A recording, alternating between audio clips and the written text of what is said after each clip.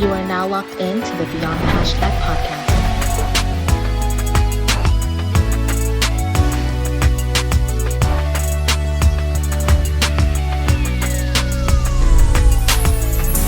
#BTHPOD.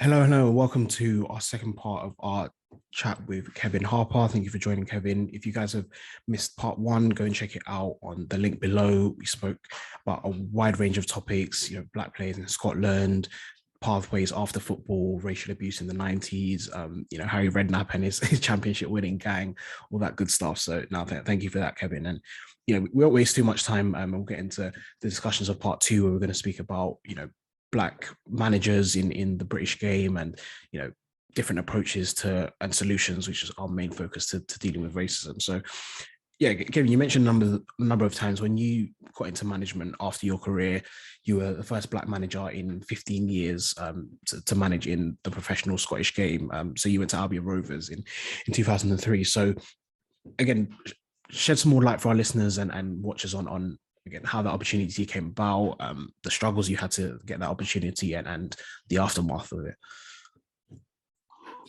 I had obviously retired when I was 32. I was looking in a window, went to turn right, done my knee. Then that sort of finished my career, which probably I wasn't ready for, if I'm being honest, at that point in time. And from then, it turned my back a little bit on football. Then came back to it. Went and done my badges, done my B license, done my A license, and then thought, I'm going to go and apply for some jobs. So, I didn't think it was going to be easy, but I must admit, I didn't think it would take me 40 plus jobs at all levels just to get, one interview. That's how it took me. It took me that amount of time to get one interview. Probably had about 3 replies back. You're not successful. So this isn't just managers' roles. This is the managers, assistants, 20s managers, 18s managers. So it's just applications upon applications. Yeah, applications. Yeah. So it wasn't, and I know that I probably wasn't the best candidate for some of them. I'll admit that. But I think when I look at some of the people that got the jobs, that I feel that I was better equipped than. I had a better playing career. Played at a better level.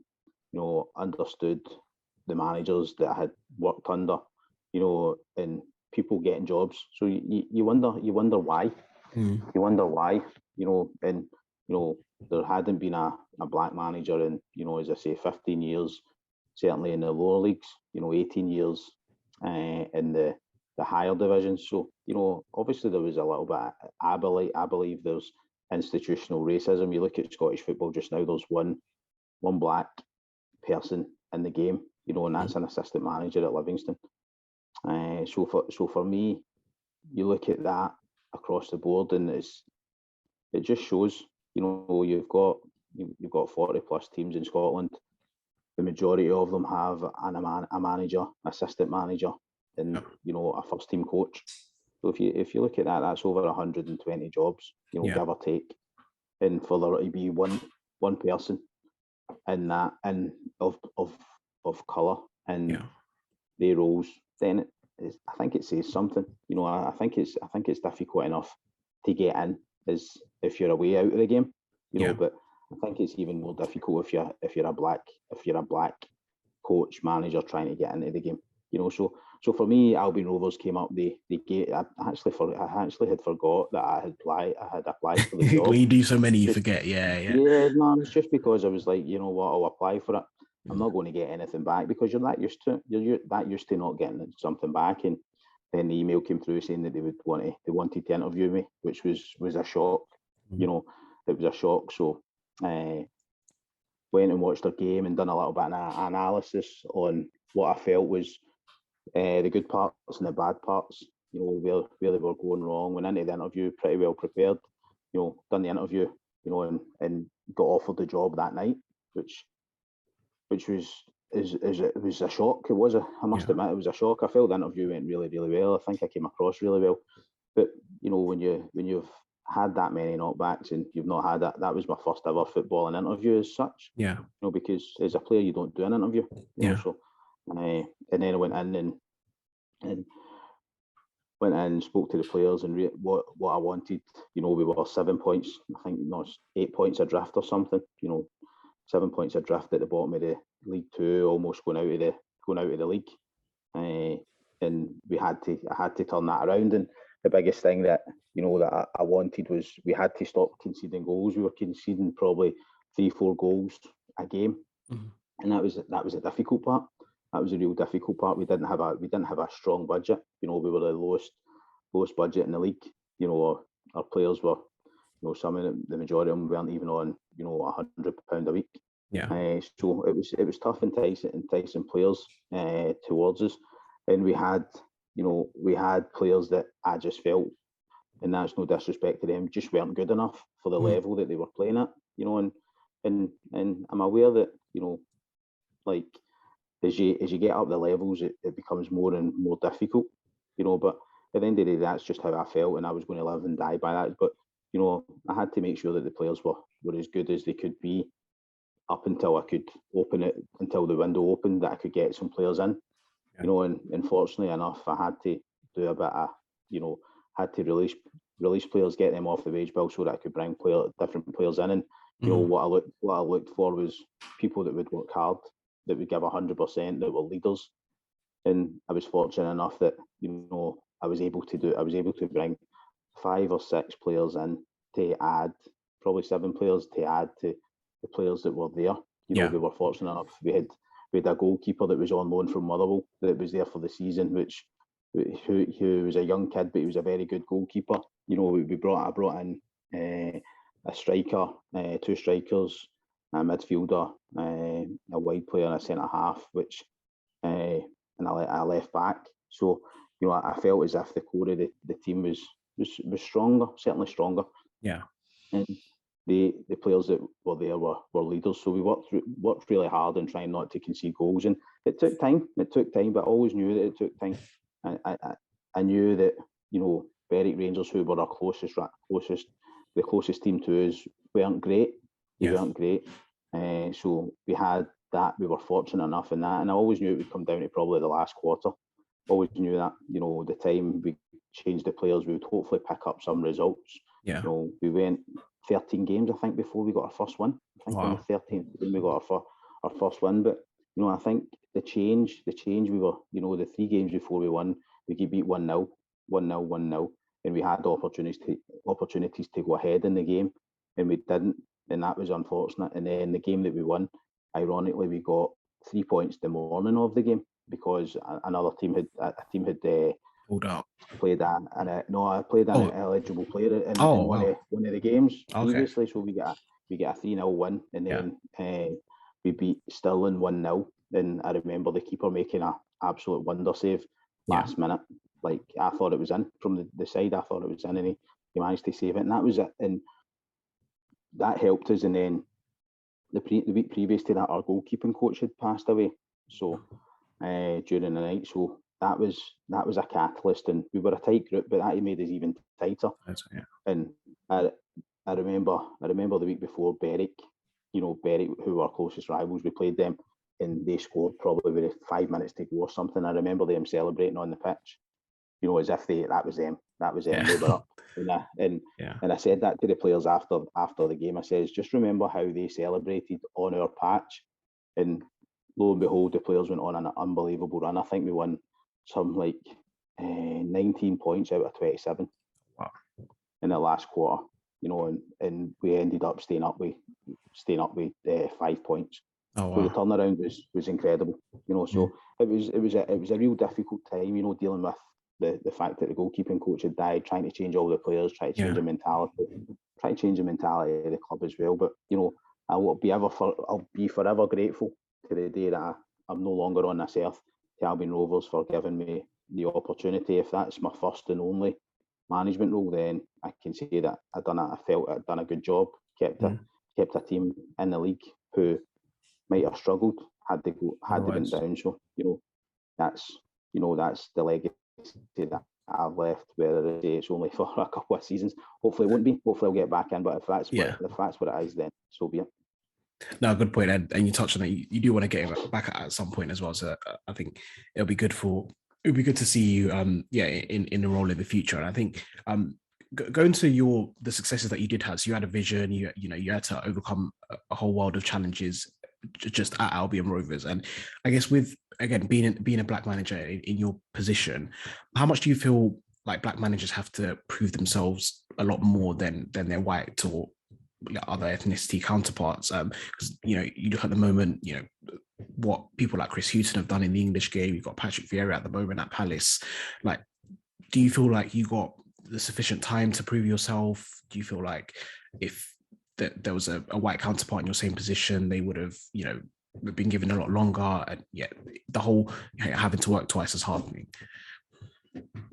I think for me, when I left Albion Rovers, it was my choice. They offered me a new contract, but I just didn't feel that,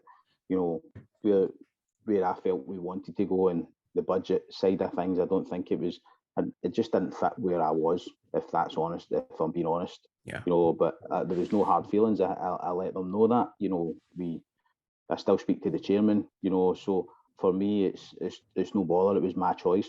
Yeah. Do I feel as if for the job that I've done at Albion Rovers, did I feel that I should be back in just now? I've had another chance. Yeah, I do. But at the end of the day, as I said earlier, people make choices, and I'm fine with that. Right or wrongly, people make choices. But I think the biggest thing for me is getting equality, that more and more black players or managers or coaches are getting the opportunities to interview, and be thought about for certain roles. And that's the biggest thing for me. As I say, whether Kevin Harper gets back in or not, I don't know that. I'm not privy to forward thinking, or seeing in the future. If I would be, I would do lots of different things, But I think for me, it's about getting more and more black and ethnic players in the game. Certainly in Scotland, because I think the level of black players, even at grassroots level, is disappearing. Is becoming lower. I know the English FA have got a great. I've went through the process of the player to coach scheme. I went through that with the PFA, and had a couple of offers which just for me weren't right. Bringing my family down, it just financially it wasn't viable. But at the end of the day, that's just how it is. And I went over to Australia and coached, and I came back and I vowed that if I ever go anywhere, then I'll take my family with me. And that's just the way it is. That's a non-negotiable. So it has to be right for everyone. But at the end of the day, I like what they're doing. The black and ethnic player to coach scheme. So players are going into clubs, and they're working right through the whole of the club, from first team all the way down. They're seeing a bit of it. They're seeing a bit of the back end as well. The office side of things, which is great. And I think that should be admired, and it should be developed in other places. But everyone, and I can hear them all saying, but we don't have the money the PFA or the English league have. But at the end of the day, I always say, if you're going to have an initiative like this, I'm sure you'll be able to drum up sponsorship for 2, 3, 4, 5 players to do that, no problem at all, because there's companies out there that would be well suited to having that chat with you. It might not be, you might not get all the money from one company, but I'm sure you would be able to get it all from 4, 5, 6 companies, no problem at all. Yeah, to be honest, I think it's all about priorities and how much effort you want to put into something that you want to achieve, to be honest. So I subscribe to, if you want to do it, you'll get the sponsors and you'll find the routes to kind of doing it. We'll finish up the episode shortly, and I want to get into some more direct solutions. So one topic that you've raised before about taking 40 applications just to get your one interview. I'm questioning in my head, just on an application basis, why that was the case, even just looking at your name to start off with. So my name's Stephen Adubafor, so I've got a name that sounds African. I'm a proud Ghanaian man, so I can understand, as harsh as it is, why someone in Britain would look at my application, and that's where the institutional racism will come in and kind of discard it because of my name. But your name's Kevin Harper, so that's a British sounding name. There's sort of like, if you're looking at just a black and white CV basis, there wouldn't be any necessary reason to discard that. So I guess, why do you think you just weren't succeeding through the application processes, and what can be done to kind of change that discrepancy? I think for me, when you look at it, I'm probably a well-known footballer, in Scotland. Most people know me in Scotland as a footballer. They know that I'm black. They know that I'm outspoken on racism. Mm-hmm. And I've had this said to me before. People have said, listen, Kevin, I think if you want to get back in the game or get in the game, you have to stop talking about racism, because Wow. it'll be putting chairmen and people off. Wow. And I just go, well, and as I said earlier, if I have to shut up about racism, then I'm not going to. Yeah. So I'm not saying it as I'm not a Martin Luther King type that I'm going to make a revolution. I say it when I get asked the question. I'll never shy away from it. I'm outspoken about what we do on racism and equality, and it's not enough, in my opinion. I've been talking about it for the best part of 25 years, 30 years, and I don't think anything's changed. So for people in the game to say that, there you go, there's your answer. And I think for me, if you look at the corporate world, you look at the corporate world away from football, and if two CVs go in, and I always use this analogy, if Kevin Harper's CV goes in and Zinedine Zidane's CV goes in, and you don't know any of these two people in the corporate world, and you look at their CV, you know what one's going to get the job because they're better qualified. It's simple. It's facts. Yeah, it's fact. But at the end of the day, I think in football, people know who they are. And Kevin Harper might get a job over Zinedine Zidane because it's at a lower level, or than Zidane would be. But at the end of the day, ultimately, for me, if they two CVs go in and you see Zinedine Zidane's and you see Kevin Harper's, and you think that Kevin Harper's going to be a better option, you've still got to interview Zinedine Zidane because his CV looks better. Yeah. And that's ultimately the way I see it. We're too busy thinking about what people have done previously. And football has got a huge reputation for, people that have failed in getting another chance. Black and ethnic managers get very few chances when you look at it. You look at Sol Campbell, you look at his pedigree, and we talk about this all the time. You look at Sol Campbell's pedigree, he had to start right at the very bottom, a League Two in England. League Two, and other players lesser than him have had to have started in the Championship or the Premier League. So for me, you look at it and that's a fact, and you go, why is that? Why is that? Has Sol Campbell got a bad name? He's got a bad reputation? Don't know. Do people not like the way he speaks? Possibly. Is it his colour? Possibly. So you don't know these things. So ultimately, that's what we're trying to find out. But at the end of the day, how can you? Is it institutional racism? Is it subconscious racism? Is it subconscious bias? Probably. No, the Southampton thing always makes me scratch my head every time. And there's more players like Jimmy Floyd Hasselbank getting into British management as well, and he's still having to start at the bottom. And there's and this is a blatant example when someone like Frank Lampard, and he's not the best example because he has actually got an amazing CV, but like he directly got the Derby job because Harry Redknapp phoned up the chairman to say give Frank an interview. So I mean, yes, if he had just applied to the Derby job, he might have got it anyway. But it's just the fact that he got it directly through his uncle, and that kind of contact is it left sort of a bitter taste in the mouth in that sense. So, and that's something that someone like Sol Campbell wouldn't have been able to do just for the simple fact of he wouldn't have had to gone through that route. So yeah, it's a topic that definitely needs more unraveling and more unwrapping. But we'll finish up. Just a question to you, I guess, and you can speak from the heart for this one. But what one solution, if you had to only pick one, and there's multiple solutions, if you had to see one solution implemented for the eradication of discrimination in football, what would you like to see sort of in your lifetime before you pass? I think for me, it's just about equality. I think that's what it is. We talk about the Rooney Rule, and I think the Rooney Rule becomes a tick box. I think the Rooney Rule is a fantastic idea.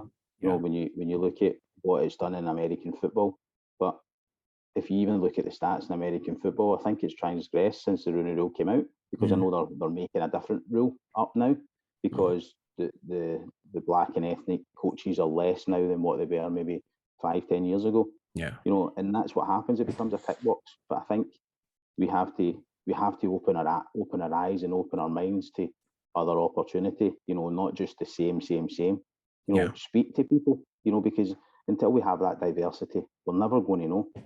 You know, and I always say, you know, if a black person is going to spend the best part of 15 grand or however much, it 15, 16, 17,000 pounds to go through all their badges to pro level, you know, why would you do that with very little chance of getting a top job? The only way you're going to do that is if you're in a job. And I think that's detrimental right away. You know, you have to give it equal opportunity. A white person has got more opportunity of getting in football and spending that amount of money to get a job than a black person has. So if you're a black coach starting out and you're going in your B license, which is, I don't know, I think it's £1,500, £1,700, who have you got to look at to say, I'm going to do this because he's done got it. There, he got there, she's got there. You know, there's several. I'm not saying that it should be 50-50. No way am I saying that. In no way am I saying that any black person should get a job because of their colour. Yeah. So I want to make that clear. Yeah, what absolutely. I'm saying is, you know, people should get interviewed because they are potentially the best for that job. Yeah. So I think for me, it's about equality. Yeah. No, absolutely. And to be honest, thank you for bringing up the Rooney Rule, because we're going to actually have an episode where, you know, a friend of mine, she's done a whole dissertation and study on the Rooney Rule and sort of implementing it potentially into British football. So yeah, listeners and viewers can look out for that one in weeks to come. But no, Kevin, I want to thank you because I know you've got to shoot. So thank you so much for your time and for joining me and your insights and your general discussion. I'm sure, you know, the listeners will very much appreciate it. And yeah, just any final word before we wrap up. No, just thanks very much for inviting me on, and I hope you continue to do well. And if you need a chat any other time, just give me a shout. No, absolutely, Kevin. Yeah, it'll be a pleasure to have you back on. But thank you guys. Please keep liking, subscribing, comment your favorite part of this episode, and any questions you have for Kevin, you can shoot him in the comments, and I'll hit him up on LinkedIn, all that kind of stuff, and we'll stay connected. But cheers, guys. Have a good day.